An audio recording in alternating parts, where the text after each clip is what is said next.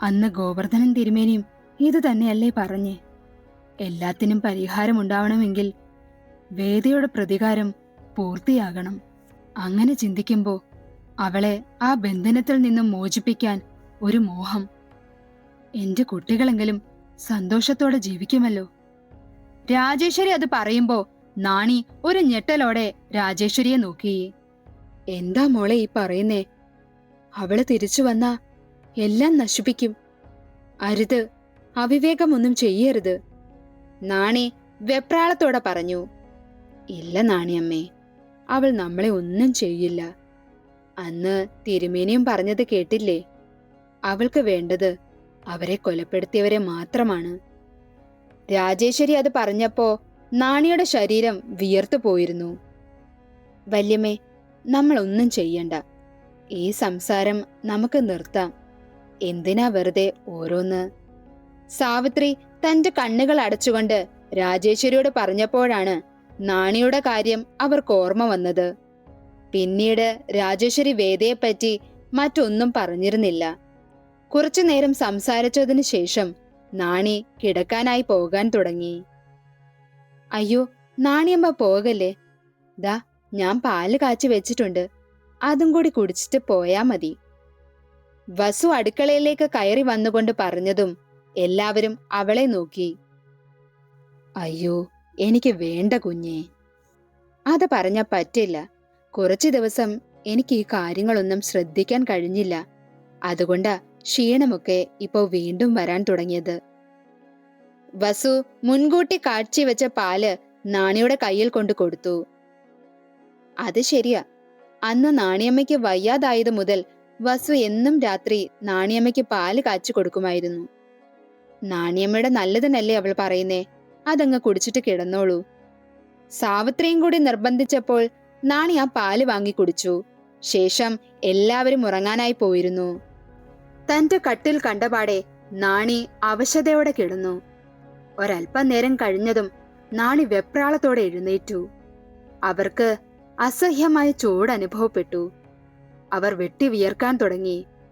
അതോടൊപ്പം അവരുടെ നാക്ക് വറ്റി വരണ്ടതുപോലെ തോന്നി. കട്ടിലിനോടടുത്തായി മേശപ്പുറത്ത് ഒരു മൺകുടത്തിലിരുന്ന വെള്ളം നാണി കുറച്ചു കുടിച്ചു. ശേഷം അവർ വീണ്ടും കട്ടിലിൽ വന്ന് കിടന്നു. നാണി വീണ്ടും തന്റെ ഇരു കണ്ണുകളും അടച്ചു കിടന്നു. പെട്ടെന്ന് ഒരു ശബ്ദം കേട്ടുകൊണ്ട് നാണി ഞെട്ടി എഴുന്നേറ്റു. നോക്കുമ്പോ ആ മൺകുടം താഴെ വീണ് ചിന്നി ചിതറിക്കിടക്കുന്നു. ആ മൺകുടത്തിൽ പകുതിയോളം വെള്ളമുണ്ടായിരുന്നു. എന്നിട്ടും അതെങ്ങനെ താഴെ വീണു എന്ന ആലോചനയിലായിരുന്നു നാണി. അവർ പതിയെ കട്ടിലിൽ നിന്നും ഇറങ്ങി അവിടെയെല്ലാം ഒന്ന് നോക്കി. അസ്വാഭാവികമായി ഒന്നും കാണാൻ അവർക്കായില്ല. ചിതറിക്കിടക്കുന്ന മൺകഷ്ണങ്ങൾ അവർ പെറുക്കിയെടുത്തു. ശേഷം ഒരു പഴയ തുണിയെടുത്ത് നിലത്ത് കിടന്ന വെള്ളം തുടച്ചു മാറ്റി. വെള്ളം തുടച്ച് തറയിൽ നിന്നും എഴുന്നേറ്റതും നാണിക്ക് തല ചുറ്റുന്നത് പോലെ അനുഭവപ്പെട്ടു. ദേവി, എന്റെ തല ചുറ്റുന്നുണ്ടല്ലോ, നല്ല തലവേദനയും. നാണി പതിയെ കട്ടിലിൽ വന്നിരുന്നു. അവർ പതിയെ കിടക്കാൻ തുടങ്ങിയതും ജനാലകൾ തമ്മിൽ കൂട്ടിയടിക്കുന്നതിന്റെ ശബ്ദം കേട്ട് നാണി പേടിയോടെ അവിടേക്ക് നോക്കി. അവർ പതിയെ എഴുന്നേറ്റ് ജനാലയുടെ അരികിലേക്ക് ചെന്നു. മുറ്റത്ത് കാറ്റാഞ്ഞു വീശുകയാണ്. ഈ ജനാലകൾ ഞാൻ അടച്ചിരുന്നതാണല്ലോ, പിന്നെ എങ്ങനെ ഇത് തുറന്നു? സംശയത്തോടെ നാണി ജനാലകൾ അടയ്ക്കാൻ ശ്രമിക്കുന്നതിനിടെ ഒരു നിമിഷം നാണി ശില പോലെ നിന്നു. അവർ പേടിയോടെ ജനാല വഴി പുറത്തേക്ക് നോക്കി നിന്നു. പുലർച്ചെ സാവിത്രി കുളിച്ച് അടുക്കളയിൽ കയറി. രാജേശ്വരിയും ഇന്ദുലക്ഷ്മിയും ചായ കുടിച്ചുകൊണ്ട് അടുക്കളയിൽ നിൽപ്പുണ്ടായിരുന്നു. സാവിത്രിയെ കണ്ടതും രാജേശ്വരി ഒരു ഗ്ലാസ് ചായ അവൾക്ക് കൊടുത്തു. അല്ല, നാണിയമ്മ ഇതുവരെ കണ്ടില്ലല്ലോ. സാധാരണ ഈ സമയത്ത് എന്തെങ്കിലും ജോലി നോക്കി അടുക്കളയിൽ നിൽക്കാറാണ് പതിവ്. ഇന്ന് ക്ഷീണം കൊണ്ട് ഉറങ്ങിപ്പോയി കാണും. ഇന്ദുലക്ഷ്മി പറഞ്ഞതും രാജേശ്വരിയും അത് ശരിവെച്ചു. എങ്കി ഞാനൊന്ന് പോയി നോക്കട്ടമ്മേ. സാവിത്രി പോകാൻ തുടങ്ങിയതും രാജേശ്വരി അവളെ തടഞ്ഞു. വേണ്ട മോളെ, കുറച്ചു നേരം കൂടി കിടക്കട്ടെ. നീ ഇപ്പൊ ചെന്ന് വിളിച്ചാ ഉടനെ എഴുന്നേറ്റ് എന്തെങ്കിലുമൊക്കെ ജോലി ചെയ്യാൻ തുടങ്ങും. നാണിയമ്മയുടെ ക്ഷീണമൊക്കെ മാറട്ടെ. അത് ശരിയാ മോളെ, വിളിക്കണ്ട. അല്ല, നമുക്ക് നാണിയമ്മയുടെ മക്കളെ വിവരം അറിയിക്കണ്ടേ? അവരോട് ഒരു വാക്ക് പറയാതിരിക്കുന്നത് മോശമല്ലേ? ഇപ്പൊ വേണ്ട ചേച്ചി, അവര് പേടിക്കില്ലേ? അതിന് തക്കവണ്ണമുള്ള അസുഖമൊന്നും നാണിയമ്മയ്ക്ക് ഇല്ലല്ലോ.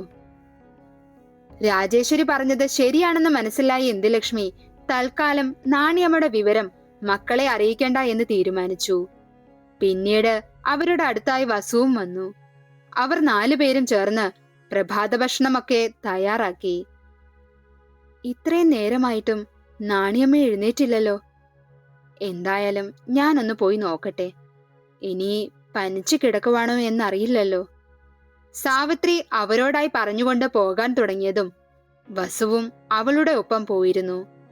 അവർ നാണിയമ്മയുടെ മുറിയുടെ വാതിലിൽ വന്ന് നിന്നു. നാണിയമ്മേ, നാണിയമ്മേ. സാവിത്രി അടഞ്ഞുകിടന്ന കതകിൽ കൊട്ടി വിളിച്ചു.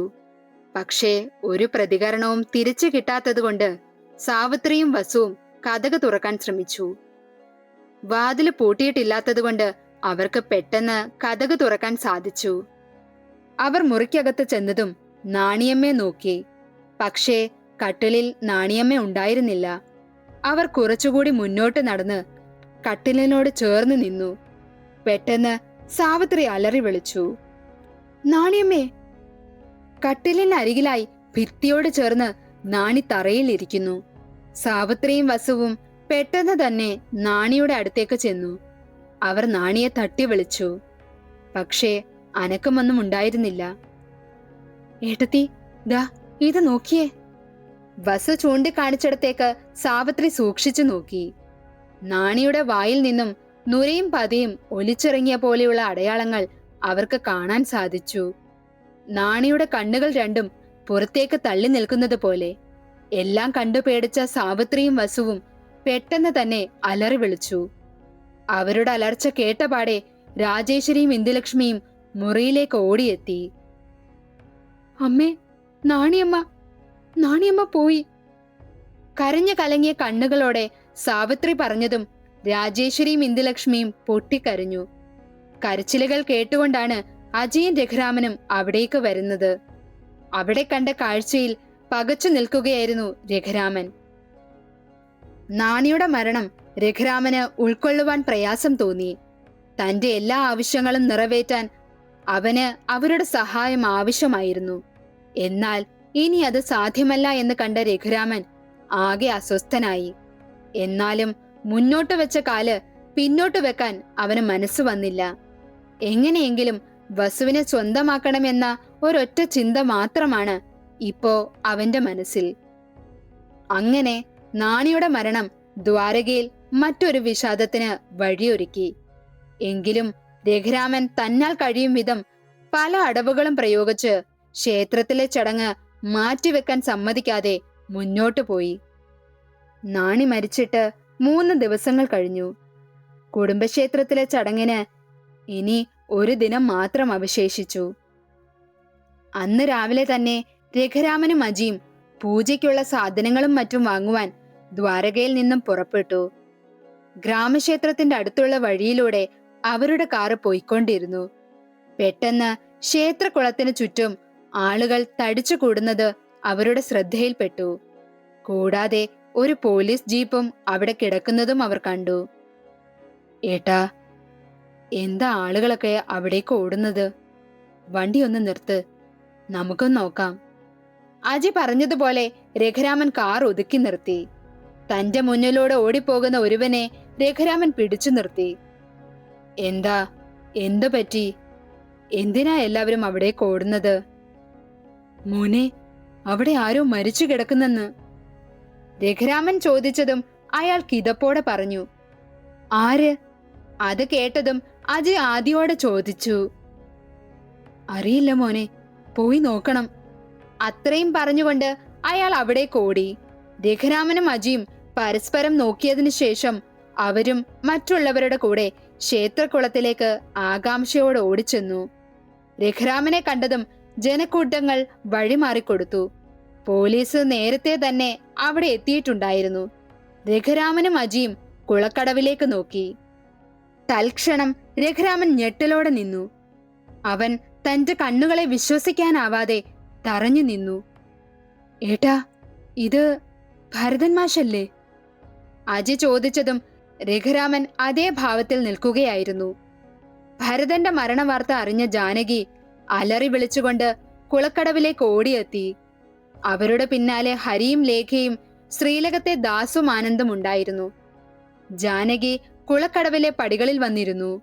ശേഷം ഭരതന്റെ തല അവരുടെ മടിയിലേക്ക് എടുത്തു വെച്ചു. ഭരതേട്ടാ, ഭരതേട്ടാ, ഒന്ന് കണ്ണു തുറക്ക്. ദേ, ഞാനാ ജാനകി. ജാനകിയാ വിളിക്കുന്നേ.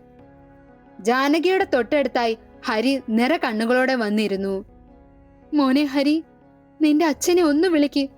നീ വിളിച്ചാ നിന്റെ അച്ഛൻ കണ്ണു തുറക്കും. ഭരതേട്ടാ, ദാ നമ്മുടെ ഹരി. അവൻ ഭരതേട്ടന്റെ അരികിൽ നിൽക്കുന്നത് കണ്ടില്ലേ? ഒന്ന് നോക്കൂ ഭരതേട്ടാ. സമനില തെറ്റിയതുപോലെ ജാനകി പെരുമാറാൻ തുടങ്ങിയതും ഹരി അവരെ ആശ്വസിപ്പിച്ചു. ഭരതന്റെ ശവസംസ്കാരം കഴിഞ്ഞതു മുതൽ രഘുരാമനിൽ ചെറിയ ഭയം ഉതിർത്തു. അന്ന് രാത്രി അവൻ ഉറങ്ങാൻ കഴിഞ്ഞില്ല. ഉറങ്ങിക്കിടക്കുന്ന സാവിത്രിയെയും രുദ്രനെയും ഒന്ന് നോക്കിയതിനു ശേഷം അവൻ പതിയെ മുറിക്കുള്ളിൽ നിന്നും പുറത്തിറങ്ങി. ദ്വാരകയുടെ മുൻവാതിൽ തുറന്ന് രഘുരാമൻ സോപാനത്തിലെ ചാരുകസേരയിൽ വന്നിരുന്നു. ഭരതന് നീന്തൽ അറിയാമായിരുന്നിട്ടും എങ്ങനെ വെള്ളത്തിൽ മുങ്ങി മരിച്ചു എന്ന ആലോചനയിലായിരുന്നു രഘുരാമൻ.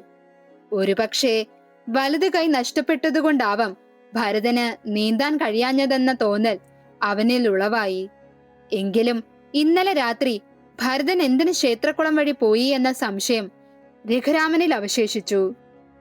നാണിയുടേത് സ്വാഭാവികമായ മരണമല്ലെന്നൊരു തോന്നൽ രഘുരാമന്റെ മനസ്സിൽ പതിയെ വേരൂന്നി. ഇപ്പോൾ ഭരതന്റെ മരണവും അതേ സംശയത്തിന്റെ നിഴലിൽ.